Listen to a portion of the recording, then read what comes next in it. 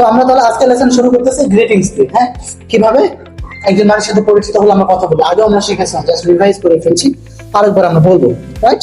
So listen to the conversation, এখানে B থেকে activities B থেকে, হ্যাঁ স্যার।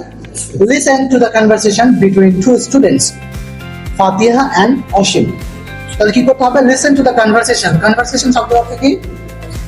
হ্যাঁ, কথোপকথন, অর্থাৎ আরেকজনের সাথে ডায়লগ, এই ডায়লগটা শোনো। Listen to the conversation between, দুইজনের মধ্যে হলে কি বলি? বিটুইন টু স্টুডেন্টস, দুইজন ছাত্রের মধ্যে কথা শোনো। ফাতিহা এন্ড অসীম, তাহলে ফাতিহা আর অসীমের মধ্যে কথাগুলো আমাদেরকে এখন শুনতে হবে। দেন লিসেন এন্ড রিপিট, এরপরে আপনি যা শুনবেন সেগুলো রিপিট করবেন, রাইট? সো আমরা যা শুনবো সেগুলো রিপিট করবো এবং রিপিট করবো।